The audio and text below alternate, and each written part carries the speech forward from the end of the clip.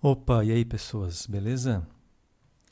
Então, hoje eu queria trazer um tema aqui para vocês que diz respeito a como a gente pode facilitar o ensino de determinadas áreas para pessoas que não são diretamente conhecedoras de áreas mais técnicas, por exemplo, né?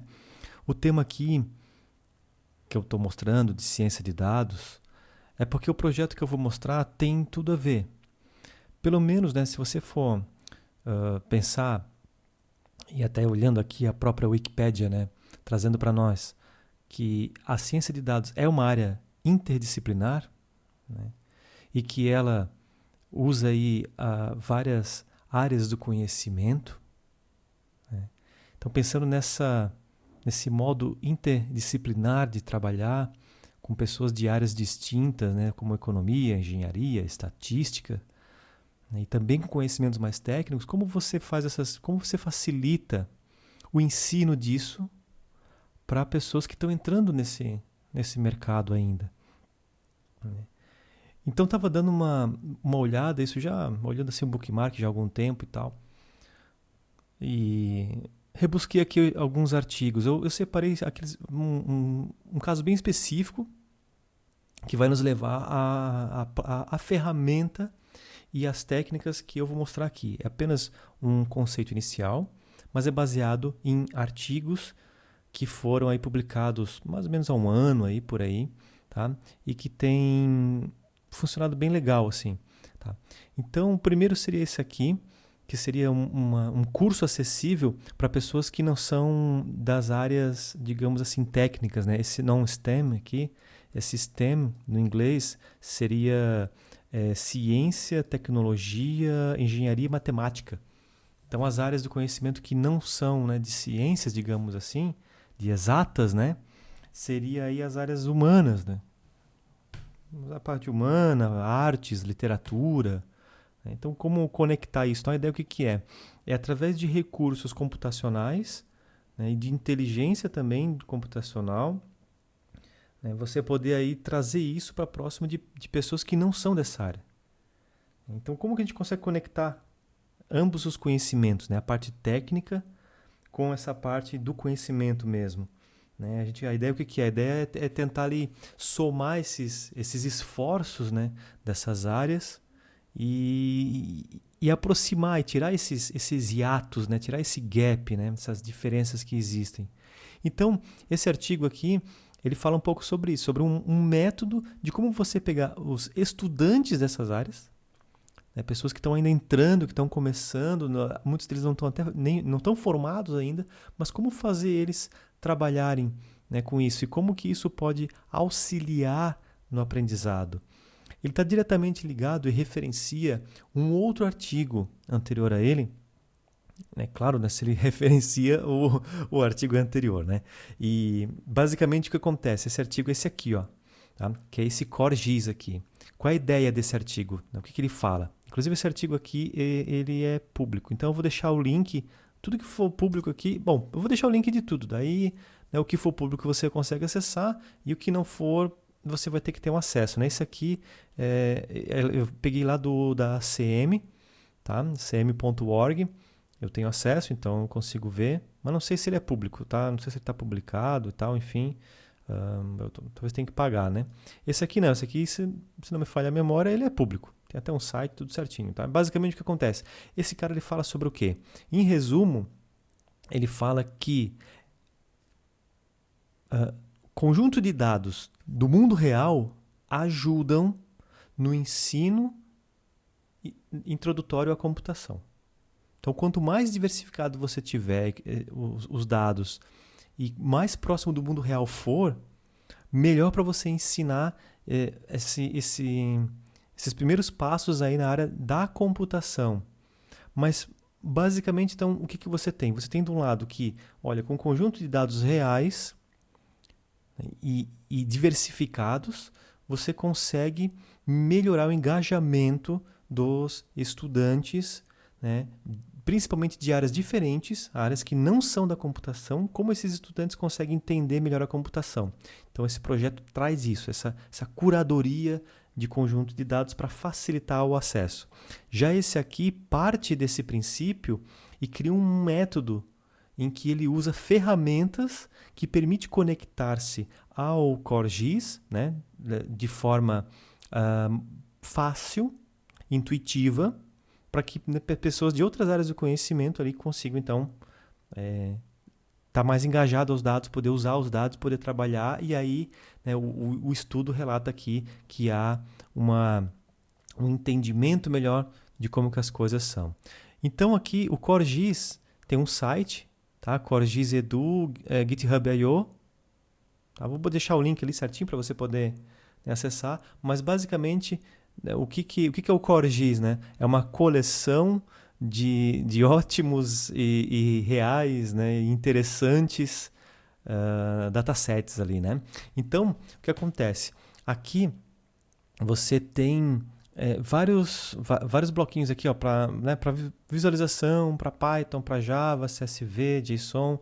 Então, em Visualizer aqui, você tem aqui várias visualizações para você poder trabalhar. Então, tipo, por exemplo, aqui, né, tem sobre carros, né? Se você vier aqui no dataset de carros, então você tem aqui um dataset de carro, você tem aqui quais são os valores para o eixo Y que você queira trabalhar, filtros, né? Qual é o tipo de dado, qual é o tipo de gráfico que você quer, tá? E aí, ó, tem histograma, né? Você pode trabalhar com histograma, aí você pode dizer qual é a dimensão que você quer, né? E aí você trabalha aqui, você coloca o título, coloca aqui, né, outros dados, e você consegue baixar aqui a visualização, tá? Então você consegue baixar aqui, fazer o download visualization e baixar ela. Então isso aqui é um exemplo, tá? Deixa eu ver aqui se tem aqui um gráfico, ó, gráfico de dispersão, ó. Daí ele já coloca aqui 2 eixos, né? Eu quero comparar, né? Aqui, aqui com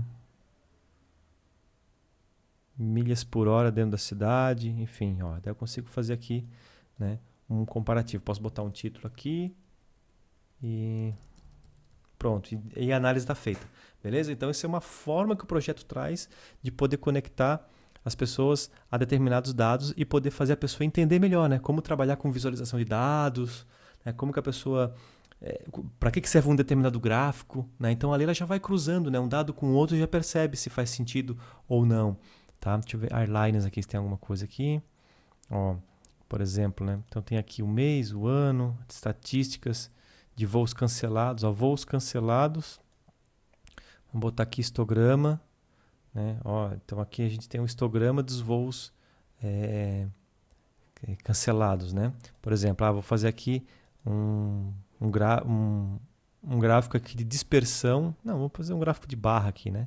Gráfico de barra, tá? Agrupando por... O que é esse label aqui? Nem sei o que é. Daí tem datas aqui, né? Então, essas datas que foram escolhidas aqui. Então, a pessoa pode selecionar aqui as datas aqui, né? E trazer para cá, né? Ó, já cliquei, já veio para cá, ele adicionou uma data aqui. Então, é para fazer um comparativo, né? Então, tira aqui, pá, botei aqui. Botei. Entende? Então, eu vou fazendo um comparativo, né? Usando essa visualização, só alterando aqui alguns dados. Então, essa é a propósito do QoRGIS, poder trazer dados para você trabalhar, né? Então, aqui no caso, visualização, datasets, mas se você vier em Python aqui, deixa eu ver o que tem. Ó, Python datasets, vamos pegar os mesmos datasets, airlines, e aí você pode baixar, ó, o ponto .py e o ponto .data. Tá? E aí ele diz, ó, como é que você usa, né? Import airlines, import get iports, e dali você sai trabalhando. Tá? Se você vier em Explore aqui, deixa eu ver o que tem. Ó, lista, deixa eu ver, example values, import, time, statistics. Então é isso. Tá? Então você tem aqui acesso aos dados. Então se você baixar aqui os dados e o airline.py, você pode fazer o import. Deixa eu aumentar aqui a letra que acho que fica melhor, né? Melhor de ver, se estiver no celular, aí fica talvez melhor de ver, né? Ó, import airlines, tá vendo? Então esse já vem prontinho, né? Um arquivo que já vem prontinho. A ideia é essa, mas eu estou no Java. Beleza, não tem problema. Você vem aqui no Java, ou você pode baixar o CSV direto, ou um JSON direto, beleza?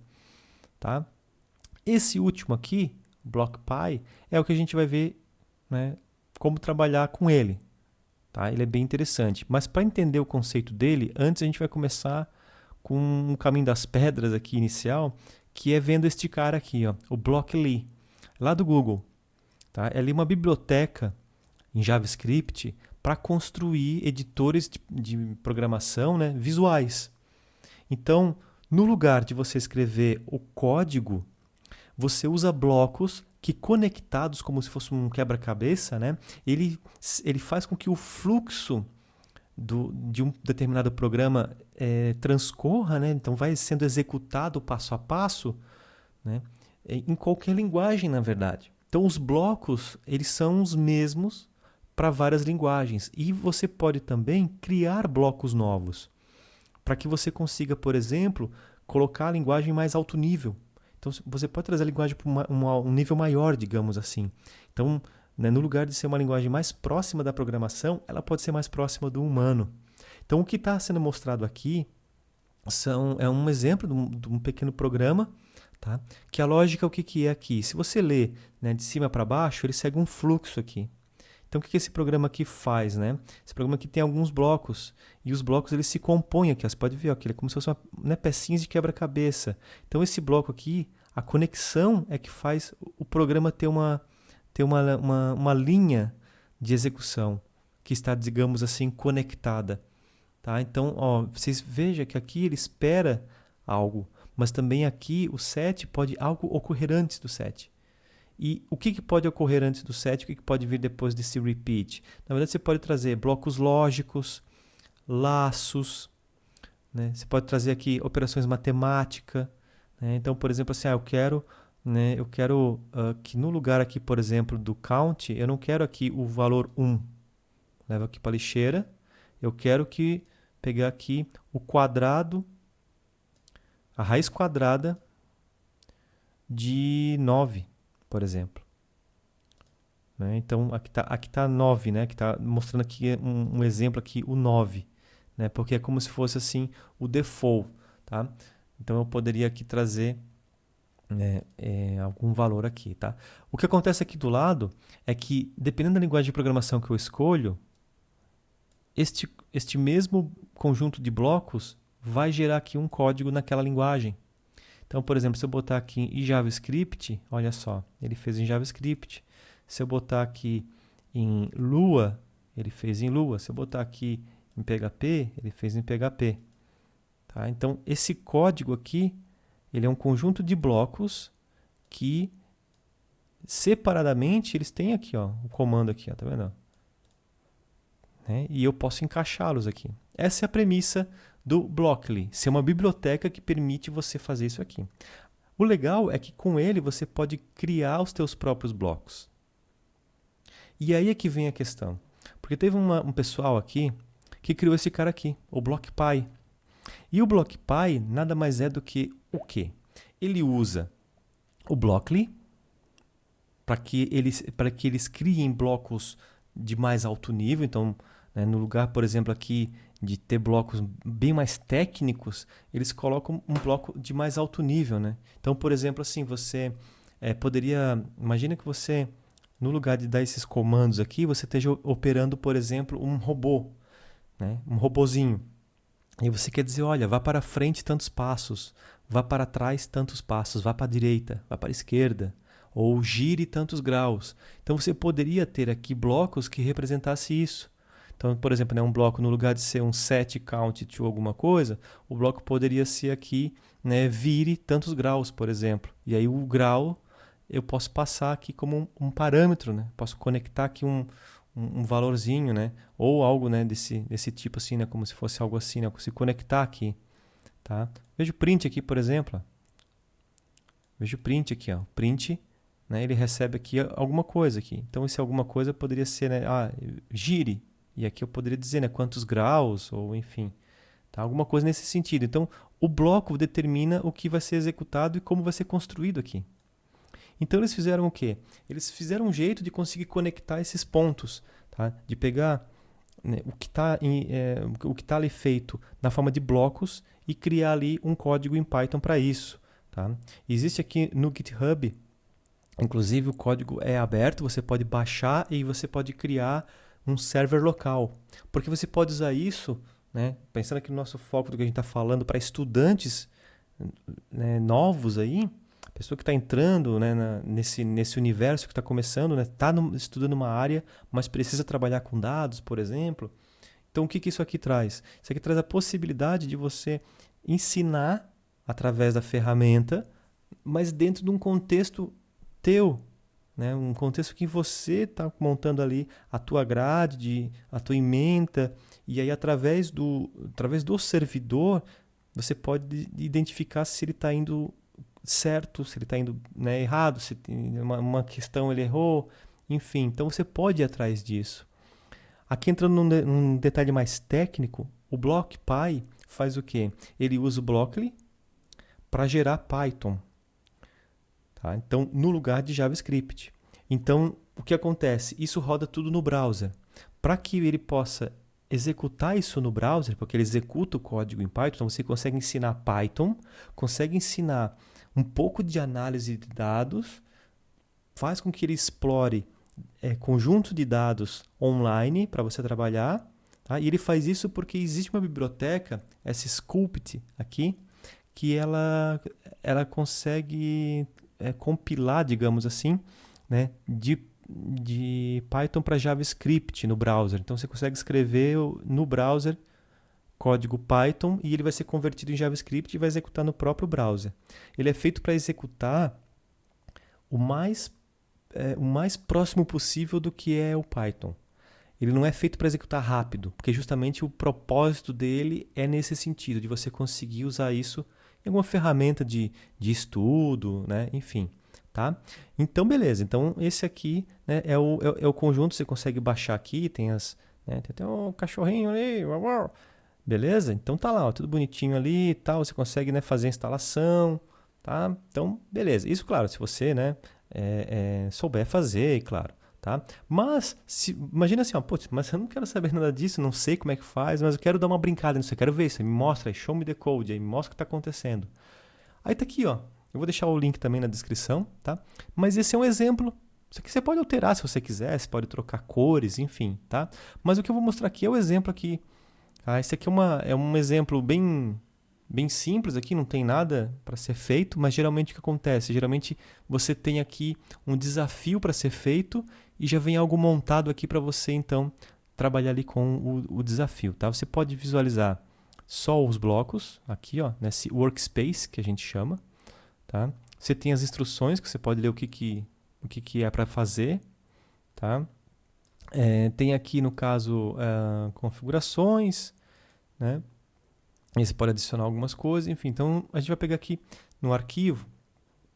Tá? E a gente pode dividir a tela em dois, onde a gente vai ver aqui os blocos. E aqui a gente vai ver o código sendo construído. Tá? Então, vou dar um exemplo aqui, pode ser que você não entenda o que eu vou fazer aqui, tá? Mas se o pessoal gostar e quiser que eu traga outros vídeos, aí comenta, né? Deixa um like ali para eu saber que está gostando, ou comenta, né? Dá o que eu posso trazer, enfim. Mas o que eu vou mostrar aqui é só para trazer a ideia do funcionamento, tá? Então pensa assim, ó, primeiro que eu quero, por exemplo, mostrar a média das temperaturas de um determinado estado, por exemplo, tá? Será que eu tenho esse conjunto de dados? Se eu vir aqui no Import Datasets, olha só o que tem aqui. Ele tem os datasets lá do QuarGIS. Então, viu? Eles conectaram, né, essas ideias, né? Tá? E aí trouxeram para cá. Então, olha só. Se a gente procurar aqui sobre weather, tá em inglês, tá? Então, se eu não me engano, quando você coloca para rodar ele local, ele até te pergunta qual é a linguagem. Deixa eu ver se tem aqui. Acho que não tem aqui. Tá? Nesse caso, não tá tudo em inglês, tá? Se você tiver, né, dificuldade no inglês, tá? Dá uma olhadinha, procura, traduz aqui e tal, né? Entende um pouco ali alguns termos, tá? Daí acho que fica tranquilo. Aqui o que é? Ó? Aqui ele tem os registros de 2016 dos Estados Unidos sobre a informação aqui do tempo. A gente vai dar um load aqui. Ó. Load. Ó, carregou. Tá? Então o que acontece? Carregou e ele trouxe para cá. Ó. data weather. Tá vendo? Ele trouxe um bloquinho aqui. Tá? Então, olha só, vamos fazer algo bem simples aqui. Tá? Eu vou pegar aqui saída. Eu quero colocar algo na tela, eu quero escrever algo na tela. Então, eu coloquei o print e já veio o print para cá. Ó, tá? Porque já está em Python aqui. Aí eu venho aqui em output. Desculpa, output não. Eu venho aqui em values, que são valores. Eu posso ter valor true ou false, números ou texto. Não, eu quero escrever em texto. Então, olha só, tá vendo aqui ó, que o print espera algo ali dentro? Então, eu vou colocar. Ó. Beleza? E o que eu vou colocar ali? Olá, mundo. Então, tá lá. Quando eu der o run, o que ele vai fazer? Ó, olá, mundo. É como se isso aqui fosse o console. Tá vendo? Tá. Então, isso aqui é como se fosse o console. Tá, mas eu quero, na verdade, colocar aqui a lista da temperatura média, tá? De algum estado, por exemplo, dos Estados Unidos. Tá? Então, essa informação veio desse meu dataset que eu importei. Será que é só eu pegar aqui e trazer para cá para dentro aqui? E ele vai imprimir? Será? Será que é só fazer isso? Ó, o Olá Mundo ficou aqui perdido, né? Coitado, né? Então, vou pegar, vou jogar ele para lixeira aqui, né? Empurrei ele para fora, não dá para, né? Ó, beleza. Tá? Então, vejam que o código em Python já está aparecendo aqui, ó. Então, será que isso funciona? Bom, vamos ver, né? A gente pode dar um run aqui e ver o que vai acontecer. Olha lá, ó. Como no Python ele consegue imprimir ali uma lista, eu tenho a lista aqui, ó. Ele está me imprimindo a lista. Tá? Mas não é bem isso que eu quero, né? Eu quero, na verdade, percorrer essa lista e mostrar aqui os valores certinho. Até tem um filtro aqui, né? Que eu posso botar aqui, não, eu quero full ou quero só, né, uma localização.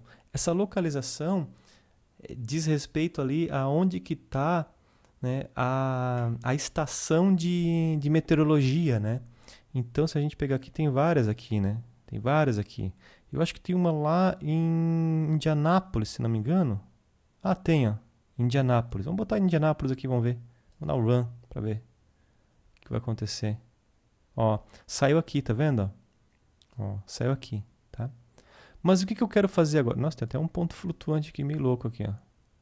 Mas o que eu quero fazer agora? Na verdade, eu quero que para cada um desses ele imprima aqui um embaixo do outro, né? E na verdade aqui está só precipitation, né?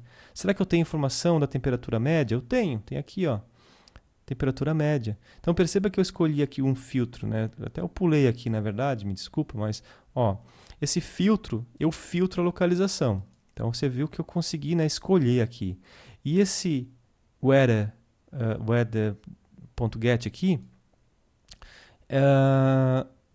ó, eu tenho aqui dados que na verdade, digamos, é como se isso aqui fosse uma tabela e isso aqui fosse colunas dessa tabela. Então eu posso pegar aqui, ó, a média da temperatura, por exemplo. Então esse é o indicador que tem lá dentro. Se eu der um run agora, vamos ver, ó. Ó, daí veio a média de temperatura. Eu acredito que essa temperatura, né, ela está em Fahrenheit, né? Ela está em Fahrenheit. Olha só, porque, né, não ia realmente ficar ali, né, 73 graus, né? 73 graus, digamos, é um pouquinho assim acima da nossa capacidade humana de conseguir... opa! Abriu aqui um negócio. De conseguir, né, suportar, né, digamos assim, né? Tá? Então, bom, o que a gente quer fazer? A gente quer percorrer esse cara aqui, né? E... deixa eu só fechar aqui, que abriu aqui um negócio aqui. Tá, acho que deu. Tá, beleza. Então tá, vamos lá. Olha só, o que eu quero fazer aqui? Eu quero então percorrer essa lista e imprimir um por um aqui, tá? Então eu vou pegar aqui, ó, vamos botar aqui. Tá, mas como é que eu faço agora então, né? Eu quero... é isso aqui solto? Não, isso aqui posso colocar isso dentro de um laço, né? Dentro de um laço. Então, pô, será que eu tenho aqui? Tem iteration aqui, ó. Então, para cada item na lista, quero fazer alguma coisa. Pô, interessante. Ok, é isso aí. Eu quero que para cada item nessa lista aqui, já que isso é uma lista, né? Eu quero aqui o item. Esse item é uma variável. Ó, eu vou criar uma variável aqui chamada temperatura, tá? E aí eu vou guardar aqui, ó, em temperatura, tá bom? Então, beleza, né? tá? Aí, ok. O que eu vou fazer então? Eu quero imprimir o valor da temperatura. Então, vem na variável aqui e puxo a temperatura, que é isso que eu quero. Ó, temperatura. Se eu clicar aqui, eu posso renomear a variável ou até remover aqui, tá? E agora, se eu fizer aqui run, olha só, vem impresso aqui, bonitinho. Eu ainda posso trazer para cá, vamos ver aqui, ó. Vou pegar aqui, ó, vou pegar esse cálculo aqui. Porque o que eu quero fazer? Na verdade, eu quero escrever um texto. Quero pegar assim, ó, quero que venha um texto. Onde é que está aqui? Values. Olha só, quero pegar aqui, ó, vou juntar duas coisas, ó. Vou juntar o texto, né? Média de temperatura, 2 pontos, espaço, e vou concatenar aqui com a temperatura, tá? E vou dizer que isso é o que vai aparecer aqui no meu print, tá? Então, vou dar um run de novo aqui. Olha, deu um erro de tipos incompatíveis. Eu ainda posso vir aqui e fazer um view trace. No view trace, ele vai executar, né? Eu posso executar os passos aqui, passo a passo, tá? De onde que ele está passando aqui pelo código e ver o comportamento de uma variável. Só que aqui ele já deu um erro porque tem algum comportamento estranho aqui. Na hora que eu dou o run aqui, ó.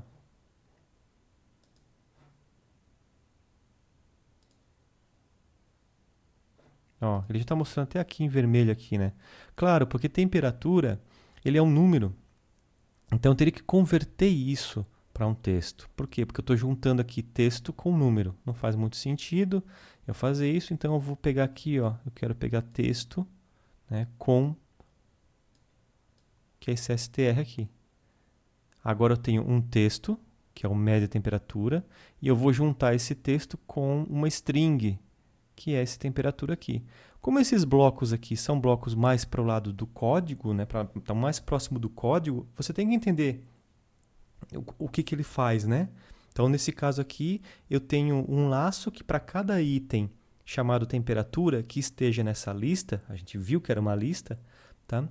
Eu quero que ele escreva média temperatura, 2 pontos, espaço, mais o temperatura. Então, se eu der um run aqui, aí, ó, executou, tá? Beleza? Tá? Então, a ideia do BlockPy é poder trazer isso, é poder você importar datasets, tá? Como por exemplo aqui, né? Vamos ver algum aqui, vou pegar um aleatório, tá? Biblioteca de música contemporânea, informação de... vou pegar esse aqui de música aqui. Ó, ele carregou lá, ó. Então, o que você vem? Você vem aqui e explora, clica aqui, ó, music. O que tem de music aqui? Ah, tem aqui, ó, informação, artista, familiaridade, latitude, longitude, né? Tem ali release name, né? Então tem a song, então assim, ó, tem dados, ó, dados do artista, dados da música, né? Vamos ver o que tem mais tem aqui. Só isso, música, artista e lançamento, tá? Então essas informações que tem um filtro. Ah, você quer pegar pelo ano, por exemplo, de lançamento, né? Então ele traz aqui as opções, ó, para você, né? Tá vendo, ó? Tá, mas daí esse código aqui é solto, ele precisa estar em algum lugar, né? Ele precisa ser, né, ser conectado de alguma forma, né? Então ele é a mesma coisa, ele é uma lista. Então é o mesmo conceito. Eu vou pegar aqui e fazer uma iteração, vou trazer aqui, logo depois desse laço, eu vou trazer um outro laço. Esse laço aqui vai me trazer, né, vou criar uma variável, vou botar aqui artista, e esse artista é que eu quero que vá para cá. Então o que eu vou trazer aqui? Vou trazer aqui artista name do ano de 2010. O que eu quero fazer? Eu quero escrever. Então, print.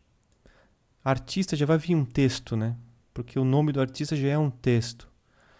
Então, a princípio, não vai ter nenhum problema, né? Nem vou precisar converter. Na verdade, eu nem vou concatenar nada. Eu vou pegar aqui artista e jogar aqui. Vamos ver o que acontece. Para ver se...